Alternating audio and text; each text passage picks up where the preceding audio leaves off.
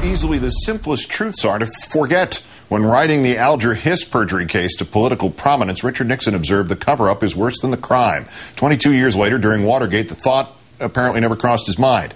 Our fourth story on the countdown. In 1991, John McCain probably saved his career by abjectly admitting to his own stupidity and impropriety in the Keating 5 scandal. Now, running for president, he seems to be doing everything he can to turn whatever messy regional embarrassment comprises Troopergate into a cover-up of national proportions. Exhibit A. Edward O'Callaghan, as recently as September 3rd, a top terror prosecutor. Now Newsweek reports joining Team Palin to defend us from the truth. On September 2nd, filing to move the state legislature's investigation of Troopergate, whether she tried to get her trooper, ex-brother-in-law, fired, over to the State Personnel Board, all of whose members were appointed by Governor Palin. Now Exhibit B, O'Callaghan filing for that same board not to investigate after all because, quote, no probable cause was found by Palin's own lawyers. O'Callaghan, the appointee of a Bush appointee, not the only Bush veteran on Team Palin. Exhibit C, the AP reporting that former Bush Treasury spokesman Taylor Griffin now leads a dozen McCain lawyers and researchers, including RNC operatives, in Alaska. And Exhibit D, that Alaska state agencies now forward out-of-state media calls to the McCain campaign. Exhibit E, Alaska House Speaker Joe Harris, Republican, who approved the probe, now proposing to delay it until after the presidential election. Exhibit F, Palin's Attorney General now refusing to enforce the 13 Troopergate subpoenas issued by a 3-2 margin in the State Senate Committee, the swing vote from a Republican from Wasilla.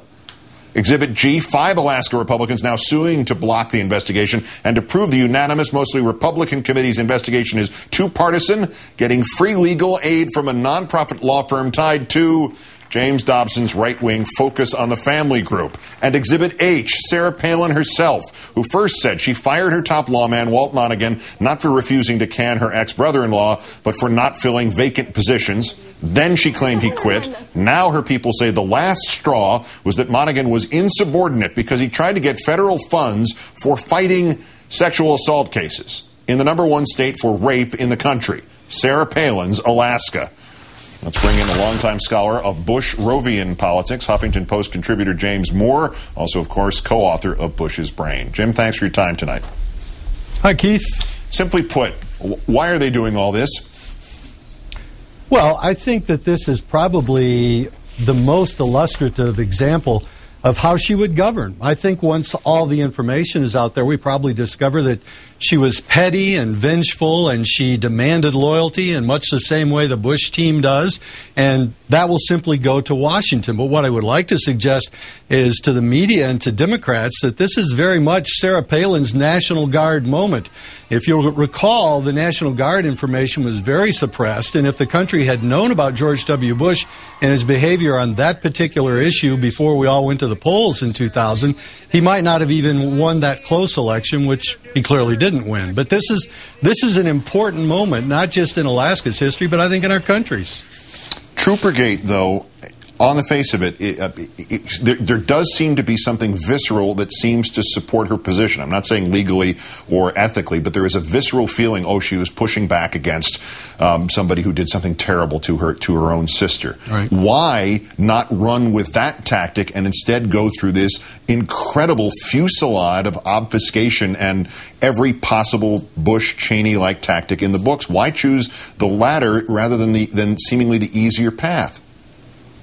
Because this is what they do now. They bring lawyers to everything. I find it interesting that the people who gave us tort reform and talk about lawyers screwing up our civil justice system and not giving us regular folks access to the civil justice system, they bring a airlift of lawyers into place to shut down things that they don't want to happen.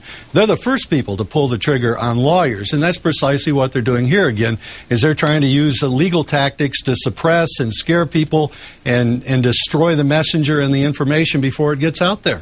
But doesn't it also not work on a practical level? I mean, when it came out that she had this tanning bed, instead of just ignoring it, they said, no, it wasn't about a tan. Maybe she has it to fight depression, which would be a much more complicated explanation than that she likes to get a tan now and again. Now, Troopergate comes out, and instead of saying, well, she tried to get the trooper fired because he was a bad man or whatever, they're now saying they tried to get this man Monaghan fired because he was trying to raise more money for the state to fight rape. I thought the excuse had to be less damaging than the truth could be.